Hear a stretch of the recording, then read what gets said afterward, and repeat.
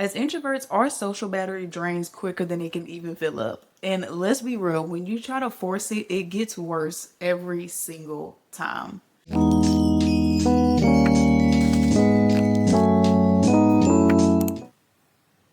Hey, lovelies. Welcome to the Introvert Lens. I'm your host, Kay Janelle. I created this podcast to talk about what life really feels like living misunderstood in a world that often condemns silence and basically all things introversion, the beauty, the struggles, and everything in between. I unfortunately have been one of those people who will push aside what I need for everybody else for a long time, even at the times where I know that is not even anywhere near what I need. People pleaser. Definitely, that is the word that comes to mind right off the bat because that is what I have been for the longest time. And it has drained me so bad. I just cannot, like, my social battery is always on E. That thing ain't never, it don't even get to halfway because I don't pay attention to my own patterns. I don't even intentionally pay attention to what I want to do, what fills my cup. And I can feel it. I can feel everything that's built up from doing it from so long. I'm at a point where I pretty much constantly feel drained. And I'm finally realizing that it's because I'm not intentional about what makes me happy. I'm never intentional about filling my own cup. I'm never intentional about recharging because I'm so worried about everybody else, what they want, what they need, what's going to help them, make them feel better. I am so worried about other people that I'm just left with pretty much nothing. And I'm realizing that it's very much my own fault for not taking the time to even try to understand and nurture myself, but instead just focusing on everybody else. I will push aside what I need at the moment if it means helping somebody else. If somebody says they need something, or if I feel like I need to help somebody, or they're going through this, they're going through that, whatever it is, I will completely push myself to the side. Again, I know, a people pleaser. And it is the most draining thing ever.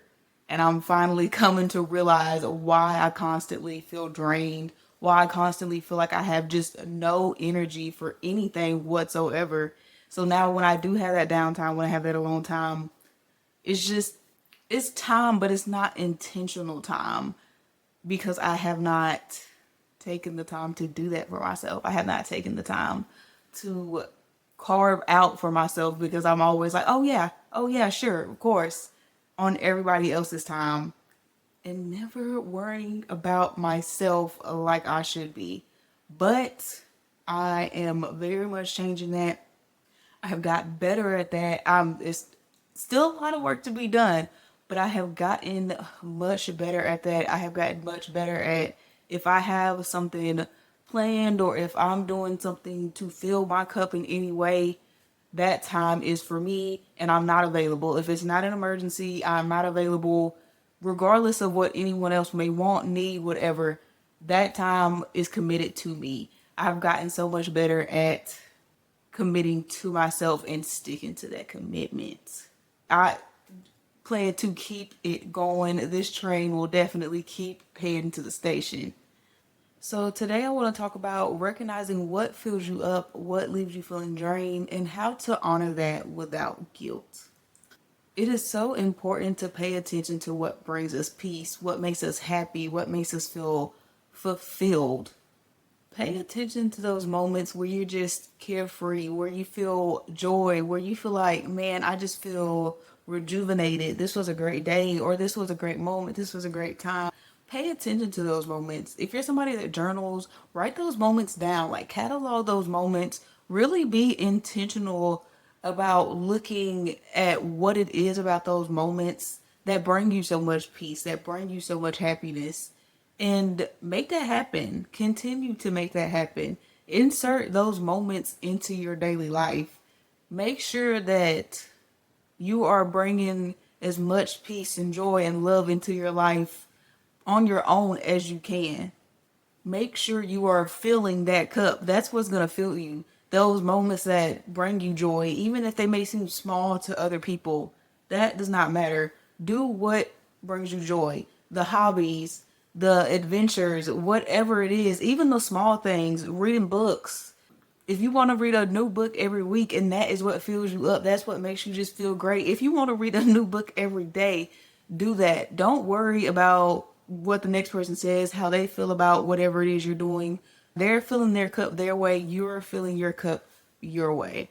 So pay attention to those moments, dissect those moments, especially when you're still in a stage of life where you're still learning yourself, you're still learning to love yourself, you're still learning the ins and out, the quirks, all of that. Stay open to trying new things. You may not have found the ultimate thing that brings you joy, the ultimate thing that makes you feel fulfilled. Those are the moments that are going to fuel you. Those are the moments that are going to keep you going, not just in the tough times, that are just going to keep you going, period. Those are the moments that are going to make life worth living.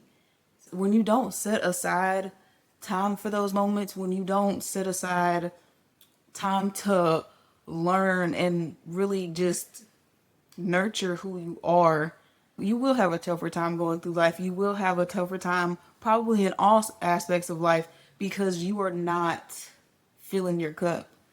Take the downtime. You don't always have to be go, go, go. It's okay to chill. It's okay to stop for a moment. And that may look different for everybody.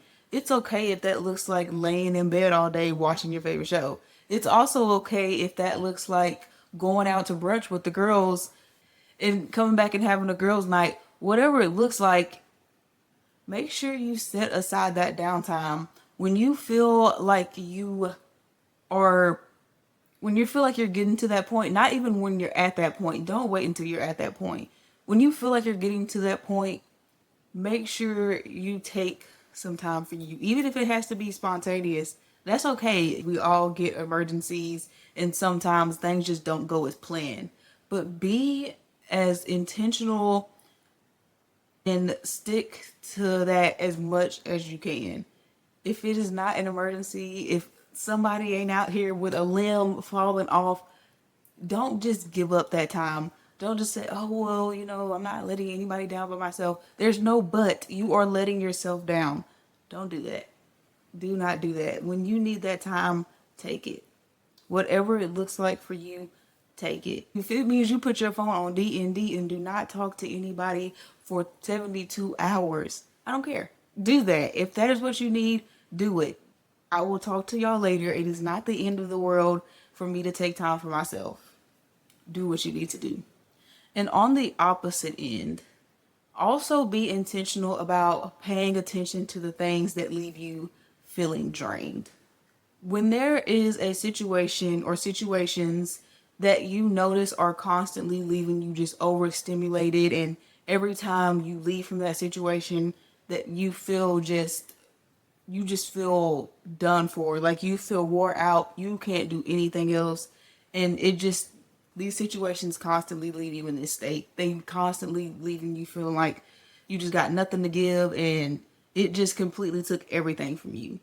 If it is something that you can get out of, sometimes we have obligations. I get that. I absolutely understand that. But if it's something that you don't have to do, if it's something that especially maybe you're forcing yourself to do because people want you to do it, or you feel like it's the right thing to do, because of whatever reason, let's not do that. I know it's easier said than done. Do the hard thing and tell them, hey, I know this is what you want, but that's just not me. Doing this thing just really takes a lot out of me and I just don't like it. That's perfectly fine. You don't need to be doing things that you don't like doing. You don't need to be doing things that just completely suck you dry because everybody else wants you to do them. Again, I understand obligations. I do get that. But obligations are obligations, and then there's free will and choices. Use your free will. You are not obligated to go out all the time because you have a friend that likes to go out all the time. That is not an obligation. Now, if you have a friend that wants to go out for their birthday, I'm not going to say you're obligated, But yes, as a friend, I do feel like you kind of owe them a little something like, hey, I want to go out for my birthday. Yeah, okay, I'm going to get myself in the space so that I can do that. That's my girl. I'm going to do that for her. But you are not obligated to every week. Hey, I want to go out this weekend. Hey, let's go out this weekend. Oh yeah, of course, of course. And you know you don't want to be out every weekend. You're not a partier. It leaves you feeling drained. You are not obligated to keep saying yes. They can find someone else to go with, or they can go out themselves, or whatever they decide to do. It's not on you to be that for them. You don't have to give in to every will of everybody else. People like different things. People have different hobbies. They have different likes. They have different dislikes. That's okay. Stop feeling like you have to do things that are draining you. You do not. If it is not a commitment, it's not an obligation. You have to do it for work, your career, whatever, your business, whatever it is. You don't have to do it. Somebody else not liking the word no is not a reason for you to force yourself to do something. Pay attention to those moments and be intentional about having the least amount of those moments as possible. Because again, I get obligations. Sometimes we do have to do things that we don't like to. We do. But that is completely different than forcing yourself to constantly be in situations that you don't want to be in. And at some point, you become a part of the problem when you keep saying yes, when you keep giving in, when you keep saying, oh, well, fine, yeah, I'll do it. You become a part of that problem. You become a big part of that problem because you need to say no.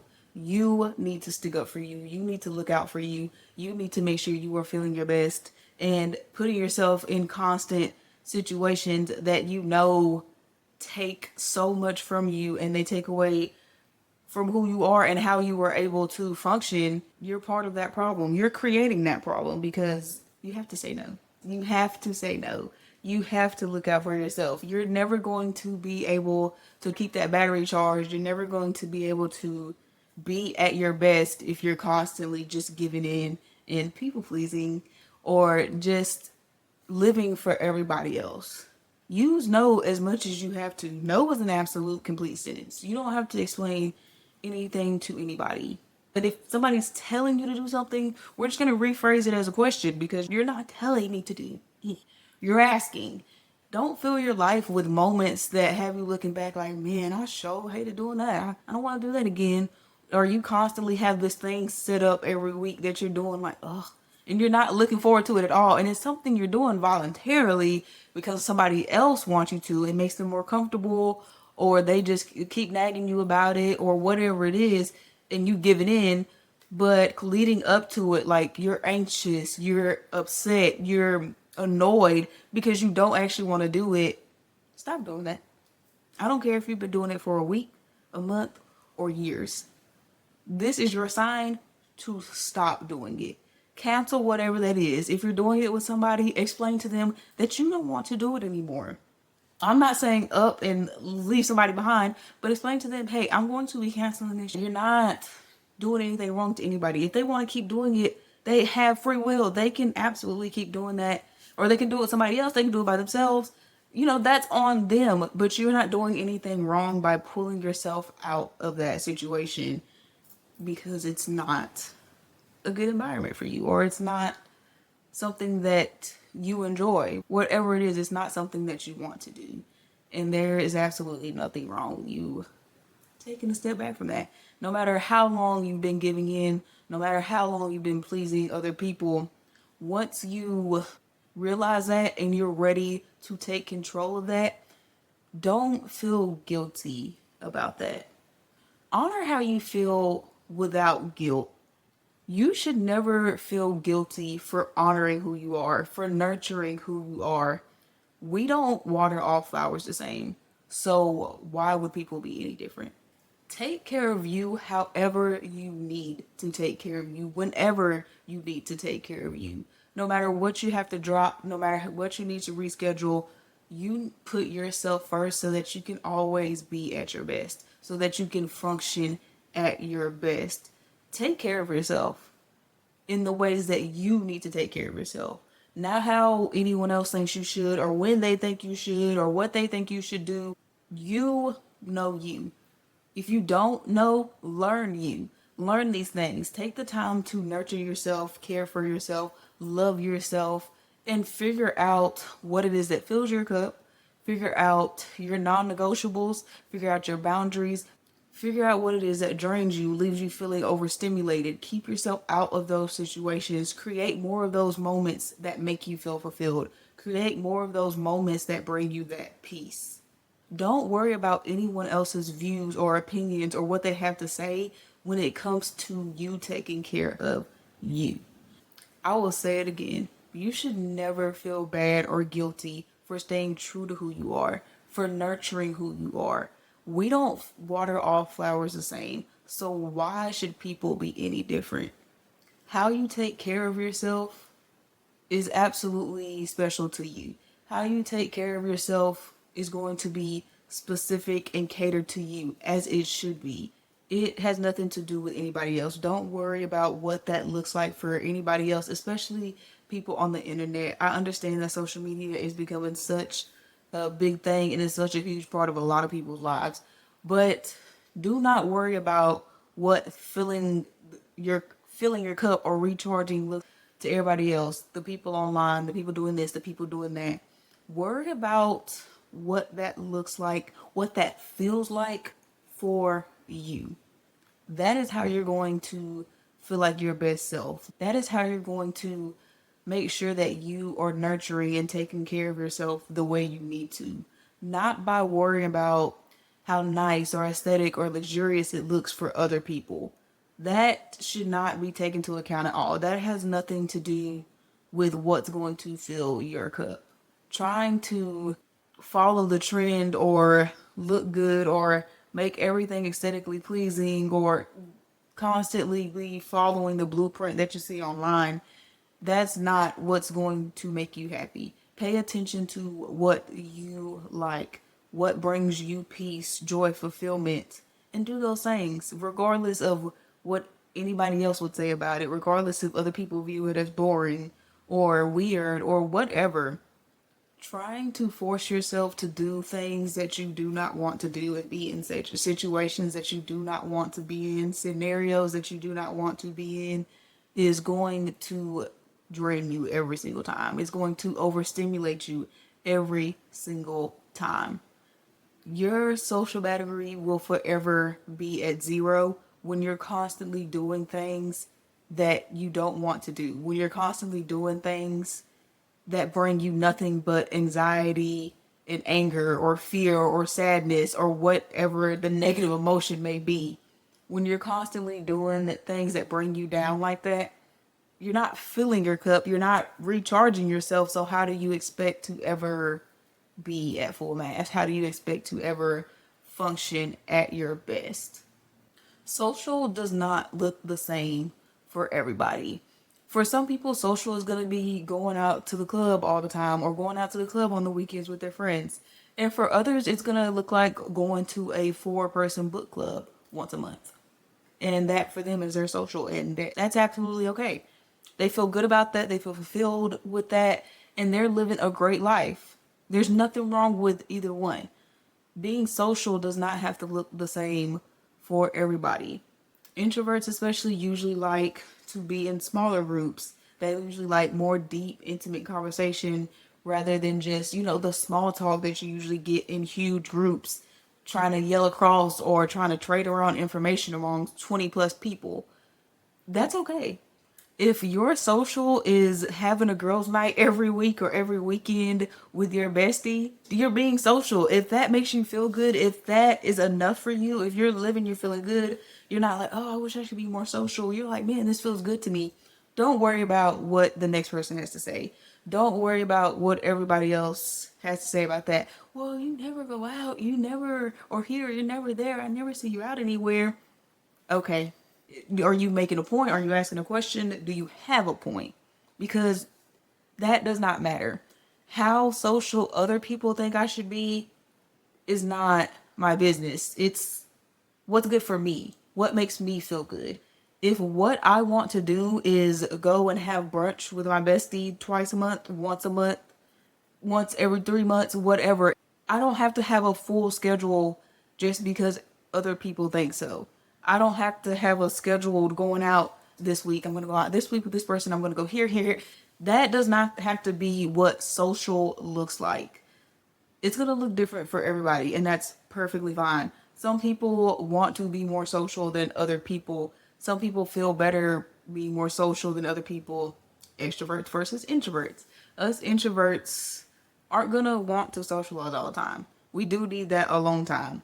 And it's okay if, as an introvert, your social doesn't look like everybody else's. It doesn't look like the next person's. Your social is going out with your 3 friends every once in a while, and you feel great about that, and that's what you like to do. And maybe the other time y'all are just constantly texting. Or maybe you have friends that you text all the time, and maybe you see them every couple months. That's okay. If that's enough social for you, if that's how you like for things to go, if you feel good, you feel fulfilled, there's nothing wrong with that.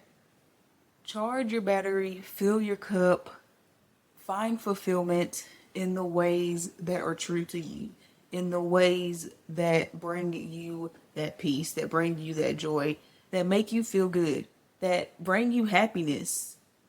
I have gone from draining myself completely to being intentional about every free moment.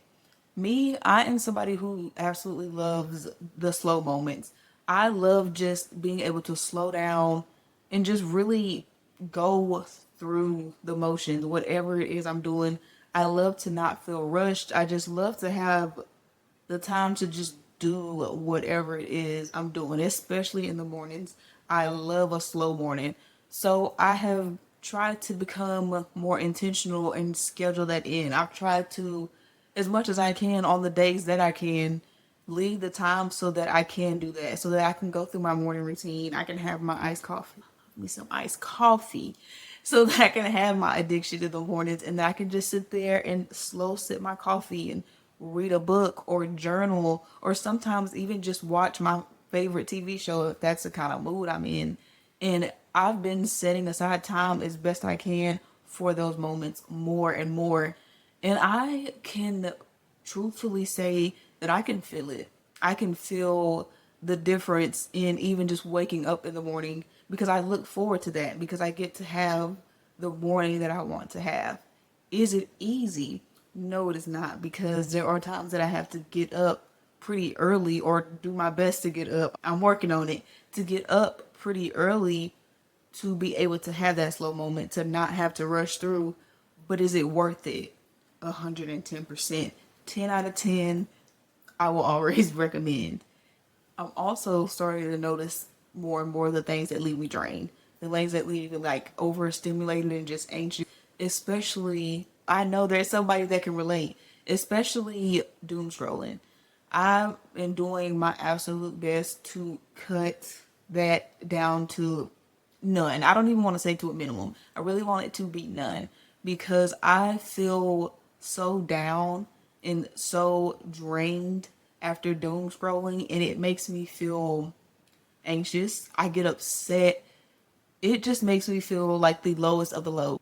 I have so much I'm trying to do in life right now that when I doom scroll, after I get done and I realize that I've been doom scrolling, especially when I do it for a while, the way I feel is so terrible, because I get so upset with myself. So I'm being intentional and I'm doing my best to cut back on that. And when I see myself doing it, I very quickly skirt and move over to something else and focus on something that I should be doing, something I'm supposed to be doing, something that makes me feel fulfilled. That's not to say I don't take downtime, because I love me some downtime. I love taking a second to just chill and have a book and a little snack. That is my making more time for that too.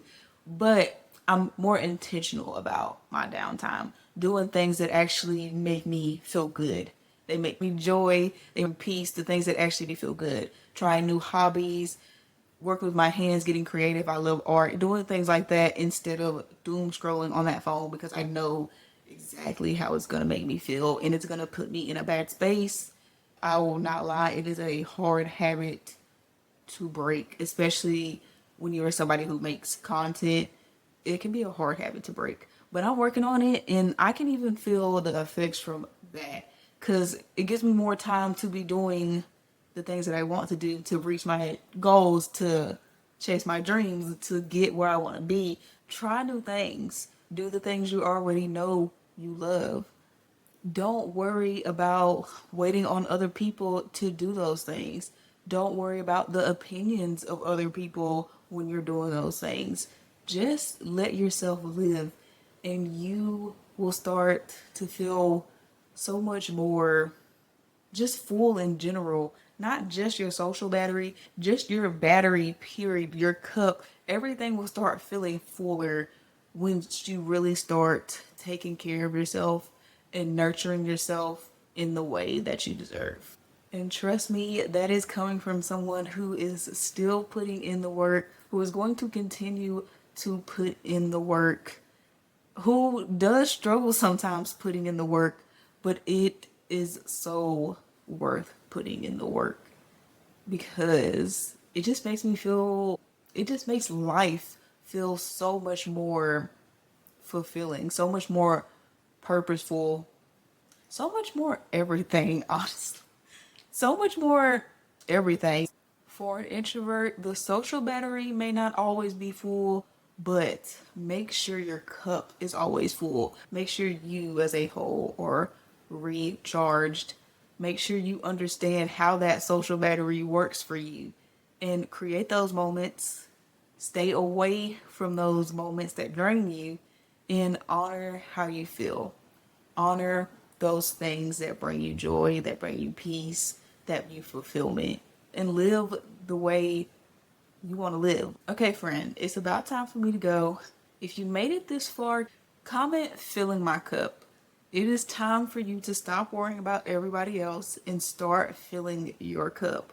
Start recharging your battery. Start making sure you feel your best at every moment. Now, I'd love to know your thoughts. How did this episode sit with you? If you want to support, download this episode, comment or leave a review so our friends can find the show. And of course, don't forget to follow and subscribe so we can chat again. Rooting for you always. Love you bunches.